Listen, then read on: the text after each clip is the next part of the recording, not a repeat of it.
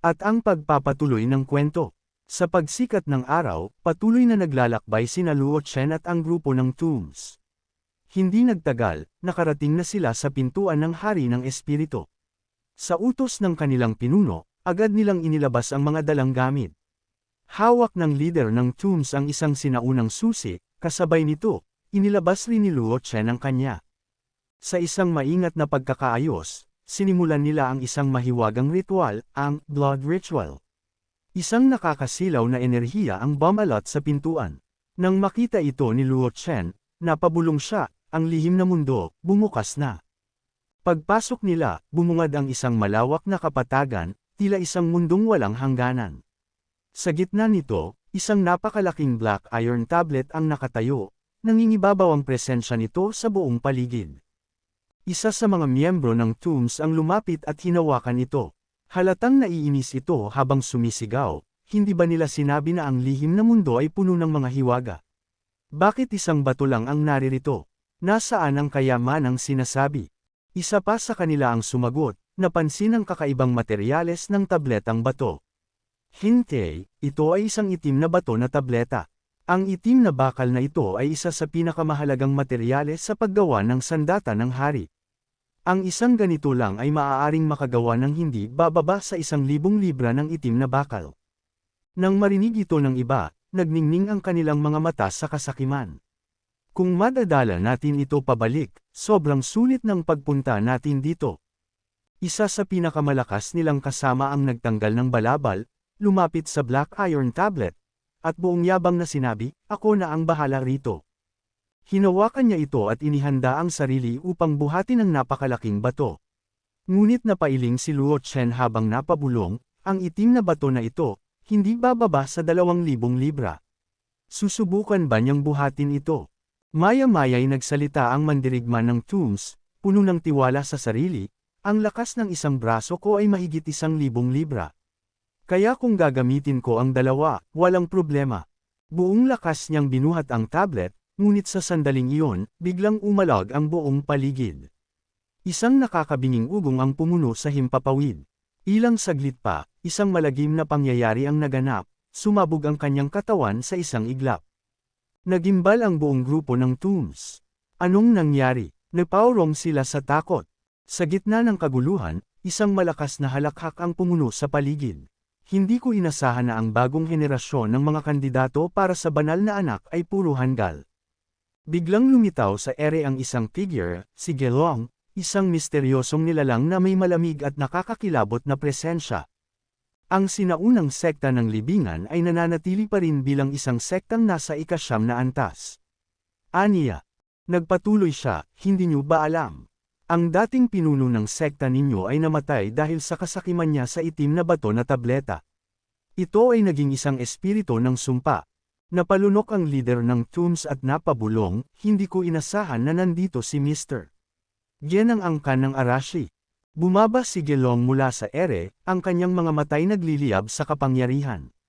Pinapayuhan ko kayong umalis agad, sapagkat ang lugar na ito, ay pagmamay-ari ko. Ngunit hindi natinag ang leader ng Tombs. Sa halip, ngumiti siya ng mapanukso. Gusto ng angkan ng Arashi ang lugar na ito. Ang yabang mo naman, kami ang nagbukas ng lihim na mundo na ito, at ikaw.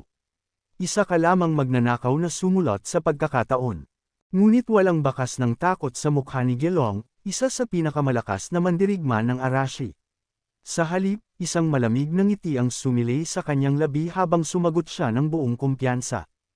Hindi posibleng buksan ang lihim na mundo gamit lamang ang isang susi ng sekta ng libingan. Habang nagsasalita siya, biglang napansin ni Gelong si Luo Chen na halatang kinabahan.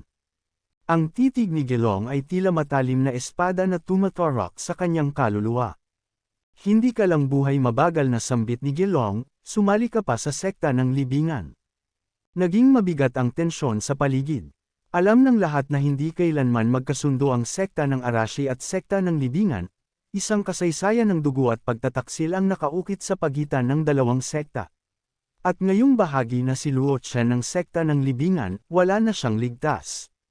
Dahil sumali ka sa sekta ng libingan, nagbabadyang pumatay ang tinig ni Gelong, huwag mo akong sisihin kung uunahin kitang tapusin ngayon. Agad niyang inilabas ang kanyang sandata, isang mahiwagang espada na nagliliwanag sa bughaw na aura. Hindi nagpatumpik-tampak si Luo Chen, agad siyang nagpakawala ng isang malakas na atake patungo kay Gelong. Ngunit sa isang iglap, isang nakakatakot na tawa lamang ang isinagot ni Gelong bago niya tinapik ang ere, at biglang naglaho ang atake ni Luo Chen na parang wala lang. Nag-apoy ang galit sa mga mata ni Luo Chen. Anong klaseng kapangyarihan ito? Sigaw niya sa isip. Walang pag-aalinlangan, sumugod si Gelong ng buong lakas. Magsasagupa na sana sila nang biglang may isang mandirigma mula sa sekta ng Tombs ang akmang makikialam. Ngunit agad siyang pinigilan ng kanilang pinuno. Huwag matakot, gamitin na lang natin siya para malaman ang totoo tungkol sa kabilang panig. Narinig ito ni Luo Chen, at agad siyang nagngit-ngit sa galit. Paano nila ako ginagawang parang kasangkapan? Ang kakapal ng mga mukha niyo. Hanggal sigaw niya sa kanyang isip. Isa na namang pagsupil ng kalooban ng mga mandirigma. Lalo siyang nag-alab sa galit at agad naglabas ng kanyang Spirit Vine, isang pambihirang kapangyarihan na kayang durugan ang kahit sinong humadlang sa kanya. Ngunit kahit gaano kalakas ang pag-atake, isang simpleng galaw lamang ng kamay ni Gelong ang nagpatayo ng isang barrier upang harangin ito. Kasabay noon, nagpakawala si Gelong ng isang nakamamatay na pressure na bomb alot sa buong lugar. Nabigla si Luo Chen, napakabigat ng pressure na iyon na kahit tumayo ay hindi niya magawa. Para siyang dinudurog ng isang napakalakas na puwersa. Anong klase ng lakas ito? Halos mawalan siya ng malay habang nakatayo si Gelong sa harapan niya, nakataas ang kanyang espada, handa nang tapusin ang lahat. Ngunit bago pa niya maibaba ang kanyang sandata, isang ice crystal attack ang biglang sumagasa patungo kay Gelong. Agad itong nakailag at napalingon sa direksyon ng pag-atake. Mula sa kadiliman, lumantad si Liu kasama ang isang babae, si Zhong Xiaor. Malalim ang titig ni Liu habang nagsalita, sana ito na ang huling babala ko sa iyo, Gelong. Nagliyab ang kanyang aura, at sa malamig niyang tinig, nagbabala siya kung lalaban ka pang muli sa mga kaibigan ko, hindi na ako magpapakita ng awa. Si Luo Chen naman, kahit hirap pa rin sa epekto ng pressure, ay agad na lumapit sa kanila at nagtanong kay Zhong Xiaor. Zhong Xiaor, saan ka ba napunta? Si Ate Zhong at ako ay sobrang nag-alala. Ngunit sa halip na sagutin siya ni Zhong Xiaor, si Liu ang sumagot. Nasa akin siya, syempre. Walang dapat ikabahala. Napangisi si Liu. Napakahirap magkaroon ng pribadong buhay, tapos guguluhin mo pa. Napailing si Zhong Xiaor at sinaway siya, sige na, tigilan na ang biro. Luo, kung ayos ka lang, lumabas na tayo dito ngayon. Ngunit hindi natinag si Liu. Pero hindi mo ba gustong hanapin ang huling pinuno ng pamilya Zhong dito? Tanong niya, sa isang desperadong pagtatangkang ipanatili ang kanilang pananatili sa loob ng lihim na mundo. Huminga ng malalim si Zhong Xiaor bago tumugon. Wala namang anumang nandito sa lihim na mundo kundi ang bato na tabletang iyon. Malamang wala na ang matandang tao dito. Sandaling nagkatitigan sina Liu at Zhong Xiaor, kapwa naghihintay ng susunod na hakbang. Nang maramdaman ni Zhong Xiaor ang determinasyon sa mga mata ni Liu, bumantong hininga siya at nagtanong, ayaw mo bang lumabas? Hindi pabor sa atin ang sitwasyon, sagot ni Zhong Xiaor, ramdam ang bigat ng kanilang desisyon. Kaya pa nating lumaban, pero kung mamamatay dito si Luo Chen, lubos na malulungkot si Zhongyi. Hindi na natin dapat ito isugal. Alis na tayo. Pinipigilan ng emosyon, muling nagsalita si Liu. Pero mapreprotekahan kita, nagtipon na ang dalawang angkan, mas marami sila. Gusto mo bang isugal ang buhay natin? Sigaw ni Zhong Xiaor, desperado nang umalis. Naputol ang kanilang pag-uusap nang biglang lumapit si Gelong, ang malamig na ngiti nito ay puno ng panunuya. Siyempre, hindi siya aalis nang hindi natatapos ang misyon na ibinigay ng kanyang pamilya. Nanlaki ang mata ni Zhong Xiaor sa narinig. Tanga, akala mo ba talagang mahal ka niya na parang kalaliman ng dagat? Ginagamit ka lang niya para itago ang kanyang mga bakas. Parang binuhusan ng malamig na tubig si Zhong Xiaor. Nanginginig ang kanyang mga kamay habang bumaling siya kay Liu. Misyon ng pamilya, isang palabas lang. Xiaor, makinig ka sa akin, agad na lumapit si Liu upang magpaliwanag, ngunit hindi na siya pinakinggan ng dalaga. Ano nga ba talaga? Sigaw niya. Sinabi mo na nilisan mo ang pamilya Liu at pumunta ka sa Lee City para makasama ako. Sinabi mo na hindi mo ako iiwan kailanman. Bago pa makasagot si Liu, tumalikod na si Zhong Xiar at lumakad palayo. Luo Chen, alis na tayo. Sabay lumingon siya kay Liu at may matigas na tinig na nagsabi huwag na nating pakialaman ang misyon ni Ginoong Liu. Bago pa sila makaalis, biglang yumanig ang lupa. Isang malakas na lindol ang gumulantang sa paligid, bumitak-bitik ang sahig, at lahat ay nagtataka kung ano ang nangyayari. Isang malaking formation ang lumitaw sa Black Iron Tablet. Nang makita ito ni Gelong, napasigaw siya, hindi. Ang mga hanggal na yan ay inalis lang ang itim na bato at inaktibo ang formation sa lihim na dimensyong ito. Unti-unti itong nabuo, at biglang nakaramdam ng kaba sina Luo Chen, Liu, at Zhong Xiar. Mabilis silang lumayo sa formation, ngunit isang nakakasilaw na kidlat ang biglang bumagsak sa grupo ng mga tombs. Napakalakas nito kaya't marami sa kanila ang agad na nasawi. Nang makita ng leader ng tombs ang nangyari sa kanyang mga kasamahan, nagalit siya at agad na sumugod kina Luo Chen. Kinakailangan ng lihim na dimensyon ng buhay na alay upang mapayapa ito. Hulihin sila. Mabilis namang umiwas ang tatlo. Agad nagpakawala si Luo Chen ng wrap-around, habang si Zhong Xiar naman ay ginamit ang Phantom Sound Eric. Ngunit madaling dinepensahan ng isa sa mga tombs ang kanilang mga atake. Agad na lumapit ang leader ng tombs kay Luo Chen at may halong panunuya siyang nagsabi, 3 bituing espiritu master ka lang. Papatayin na kita. Bago pa tumama ang atake sa kanya, mabilis na sumangga si Liu at itinulak si Luo Chen palayo. Napaatras ang leader ng tombs, ngunit agad niyang ibinaling ang tingin kay Zhong Xiar at sumugod ng isang mabagsik na atake. Tumilapon si Zhong mula sa lakas nito. Mabilis siyang sinalo ni Liu. Ayos ka lang ba? Tanong niya bago muling sumugod ang mga tombs. Nagpakawala si Luo Chen ng Spirit Vine, agad nitong nilibyutan ang 3 tombs. Kasabay nito, umatake si Liu at agad na napatay ang isa sa mga tombs. 2 sa natira ang sumugod kay Luo Chen, ngunit mabilis itong tumalon sa likuran nila. Muling ginamit niya ang Spirit Vine at pinalibutan ang leeg ng isa, kasabay ng paglabas ng isang laso mula sa kanyang katawan, na siyang naging dahilan ng kamatayan nito. Samantala, patuloy na umiiwas si Liu habang hawak pa rin si Zhong Xiar. Ramdam niya ang pagod, kaya't nang maramdaman ang paparating na atake, agad niyang itinulak si Zhong upang makaiwas silang dalawa. Mabilis siyang gumawa ng kanyang sandata at muling umatake, ngunit nasangga ito ng kalaban. Muli siyang umatake, ngunit mabilis rin itong naiwasan. Biglang tumigil ang kanilang labanan nang marinig nila ang isang malakas na tawa. Paglingon nila, nakita nila si Gelong sa ibabaw ng Black Iron Tablet, hawak ang isang bangkay ng tombs na kanyang pinatay. Masama ang kanyang ngiti habang sinisigaw. Ang formation ng espiritu ay akin. Galit na galit ang leader ng tombs. Gelong, anong ginagawa mo? Gusto mo talagang labanan ang aming angkan? Ngunit ngumiti lang si Gelong at sumagot, hindi na ako takot sabihin ito. Ang pinakamalaking lihim sa lihim na mundong ito ay, ang formasayon ng pagsasama ng espiritu. Kapag nabuksan ang formasayon na ito, masisipsip ang lahat ng espiritu hanggang sa matuyo. At ako ang makikinabang sa kanilang kapangyarihan. Sa lakas na aking matatamo, makakaangat ako sa Espiritu King Realm. Itinaas ni Gelong ang kanyang kamay at walang pag-aalinlangang pinasabog ang bangkay ng isang tombs. Agad na kumislap ng pulang liwanag ang formation, at isang malakas na enerhiya ang lumabas mula rito. Nagimbal sina Luo Chen at ang grupo ng mga tombs sa biglaang pagbabago ng formation. Hindi napigilan ng kanilang leader ang mapamura bago galit na sumugod paitaas sa Black Iron Tablet upang harapin si Gelong. Ngunit hindi natinag si Gelong. Itinaas niya ang kanyang braso bilang panangga, at may halong galit at pagtataka ang leader ng mga tombs nang mapansin ito. Ginagamit mo ang diwa ng martial arts upang palakasin ang katawan mo. Sigaw niya.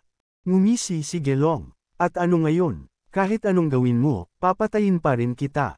Sa isang iglap, inilabas niya ang kanyang pinakamalakas na suntok, Divine Stone Fist. Bago pa man makaiwas, sinalo ng leader ng tombs ang matinding hampas sa kanyang katawan. Naputol ang kanyang paghinga, nagbuga siya ng dugo, at napaatras ng ilang metro. Ngunit hindi pa doon natapos ang lahat. Walang awa siyang hinablot ni Gelong at walang kahirap-hirap na itinapon pababa. Bumagsak ang leader ng Tombs sa lupa, walang malay. Kasabay nito, malakas na tumawa si Gelong habang patuloy na hinihigop ang espiritual na enerhiya ng formation. Tanging isang natitirang Tombs ang nanatiling buhay, at sa kanyang mukha, bakas ang matinding takot. Napasigaw si Liu, ang kanyang lakas ng espiritu ay umaapaw. Nararamdaman niya ang batas ng langit at lupa. Kung magtagumpay siyang mag-level up, hindi na natin siya kayang talunin. Dapat natin siyang pigilan. Dali-daling pinalakas ni Luo Chen, Liu, at Zhong Xiao ang kanilang aura. Mabilis silang sumugod at pinagsama ang kanilang pinakamalalakas na atake. Ngunit agad na gumawa ng espiritual na pananggalang si Gelong. Sa kabila ng kanilang pagsisikap, hindi nila ito mabasag. Napasigaw si Zhong Xiao, sobrang tibay ng kanyang kalasag ng espiritu. Hindi natin ito masisira.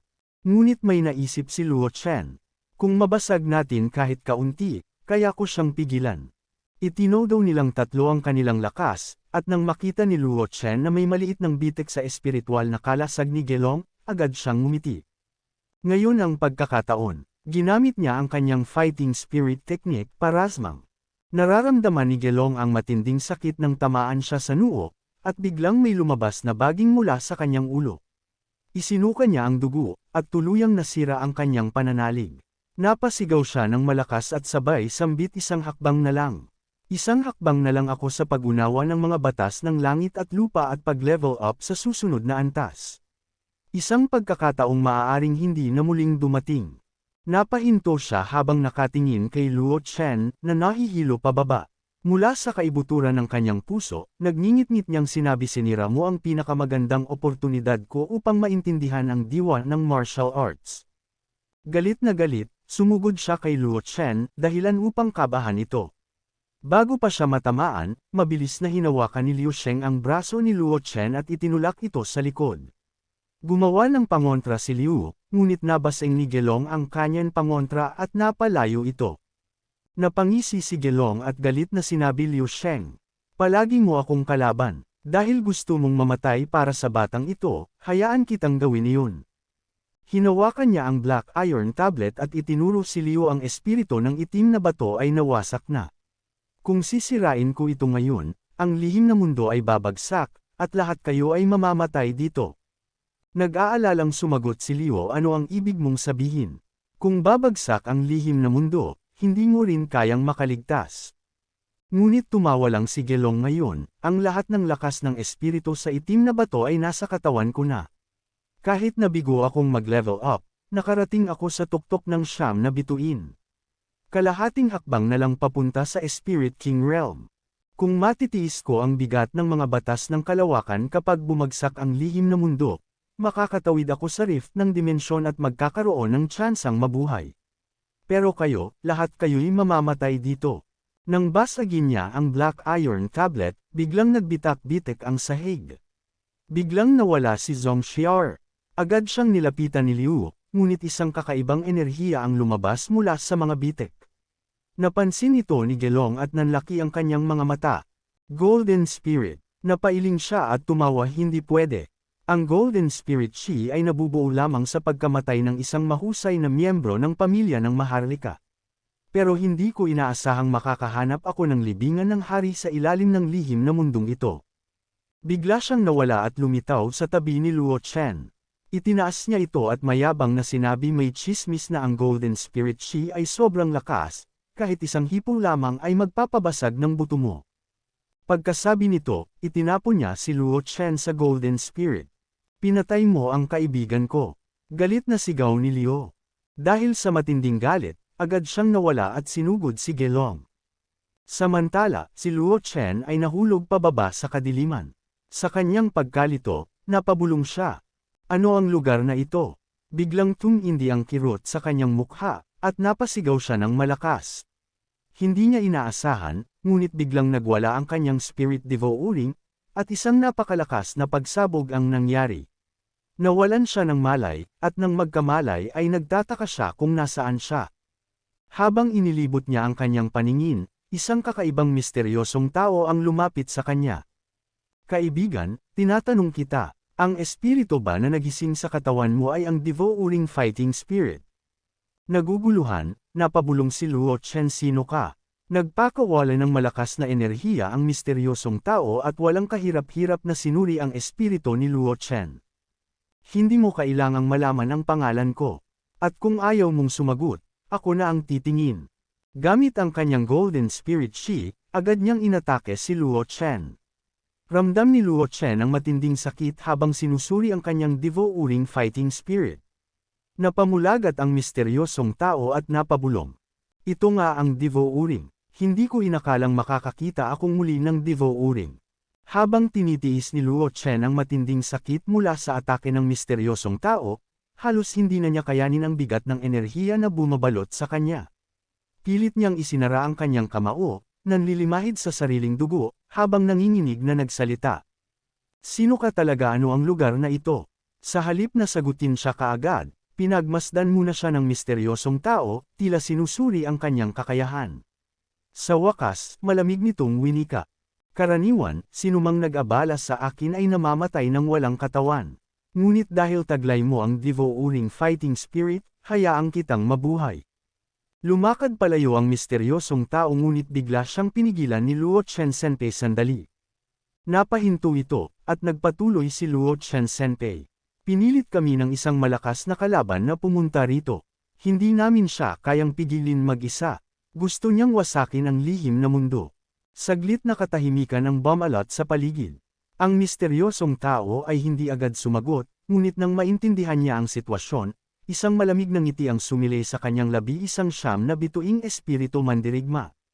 Walang kwenta. Naglakad siya papalapit kay Luo Chen, inilagay ang isang aura sa kanyang katawan at sa isang iglap, isang napakalakas na enerhiya ang damaloy sa katawan ng binata. Ibibigay ko sa iyo ang isang pamana ng Taoism, upang maabot mo ang Espiritu King Realm ng isang lukso.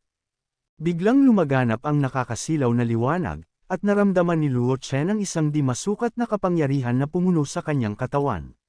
Halos hindi siya makapaniwala, ang limitasyong pumipigil sa kanya ay tuluyang naglaho. Hindi ako makapaniwala, bulong niya sa sarili habang tinitingnan ang kanyang mga kamay. Ngunit bago pa siya makapagsalita, tumalikod na ang misteryosong tao at lumakad palayo. Sa kanyang pag-alis, isang malamig na tinig ang naiwan sa hangin. Ito ay bilang pagtupad sa utang na loob ng aking mga kaibigan. Samantala, sa loob ng madilim at wasak na mundo, halos wala ng lakas si Liu. Si Zhong Xiao ay mabilis na lumapit sa kanya, puno ng pag-aalala. Liu, ayos ka lang ba? Tanong niya habang inaalalayan ito. Ngunit isang malupit na tawa ang pumuno sa paligid. Manatili na lang kayo dyan at hintayin ang inyong kamatayan. Sigaw ni Gelong habang palayo, ngunit bago pa siya makaalis. Isang figure ang lumapag sa kanyang harapan, puno ng determinasyon at mas matinding lakas kaysa dati. Nanlaki ang mata ni Gelong sa pagkagulat. Hindi ko inakalang makakaligtas ka sa Golden Chi. Mula sa likod ng naglalagablab na enerhiya, lumitaw si Luo Chen, may apoy ng galit sa kanyang mga mata. Hindi pa ako maaaring mamatay, hindi hanggat hindi kita napapatay. Sa isang iglap, tinaas niya ang kanyang kamay at mula rito, isang malakas na spirit vine ang lumabas, mabilis na damaloy sa hangin patungo kay Gelong. Mabilis itong iniwasan ng kalaban, ngunit bago pa siya makalayo, isang pang-atake ang dumating, bahagyang tinamaan siya at napaatras. Ang bilis mo, bulalas ni Gelong, nakapasok ka na sa Espiritu King Realm. Hindi sumagot si Luo Chen. Sa halip, inulit niya ang kanyang atake, isang entanglement. Daan-daang baging ang lumabas mula sa lupa, bumalot sa katawan ni Gelong, at isang kakaibang enerhiya ang lumitaw sa kanyang ulo. Ngunit hindi pa tapos si Gelong. Sa isang iglap, ginamit niya ang kanyang martial will, at sa pamamagitan ng matinding puwersa, napunit niya ang mga baging at tuluyang napalaya ang sarili. Ako rin ay isang kalahating hakbang na lang mula sa Spirit King Realm. Hindi pa tiyak kung sino ang mamamatay dito. Ngunit bago pa siya makapaghanda para sa susunod na galaw, biglang naglaho si Luo Chen at lumitaw sa kanyang likuran. Wala siyang nagawa nang mabilis siyang atakihin sa likod. Tumilapon siya ng malakas, bumagsak sa lupa, at duguan na tumangala kay Luo Chen. Ang kalahating hakbang na ito, malamig na sabi ni Luo Chen habang dahan-daang lumalapit. Hindi mo kailanman malalagpasan. Nagmatigas si Gelong, pilit na bumangon. Ngunit bago pa siya makagalaw, isang matalim na spirit vine ang biglang tumagos sa kanyang katawan. Napaubos siya ng dugo, at unti-unting bumagsak ang kanyang katawan. Lumapit si Liu at Zhongxiar kay Luo Chen. Luo Chen, ayos ka lang ba? Tanong ni Liu, kita ang pag-aalala sa kanyang mukha. Ngumiti si Luo Chen, ngunit bago pa siya makasagot, isang matinding sakit ang bumalot sa kanyang ulo. Napa-atras siya, hawak ang sentido, habang isang kakaibang enerhiya ang biglang bumalot sa kanyang katawan. Kasabay nito, ang Black Iron Tablet ay naglabas ng nakakagimbal na liwanag. Sa gitna ng kaguluhan, muling nagsalita ang misteryosong tao, ang tinig niya ay umalangaw-ngaw sa buong lugar. Isang bagong porma sayo ng bato ang nabubuo. Kasabay nito, nagbago ang buong paligid. Makakaalis na kayo. Ito ay lupain ng mga patay. Huwag na ninyo itong gambulin muli. Hindi na nag-atubili si Luo Chen. Inalalayan niya sina Liu at Zhongxiar palabas. Habang lumalabas sila mula sa madilim na mundo, saglit siyang lumingon pabalik at malakas na sinabi maraming salamat, Senpei. Lumubog na ang araw nang marating nina Luo Chen, Liu, at Zhongxiar ang Li City.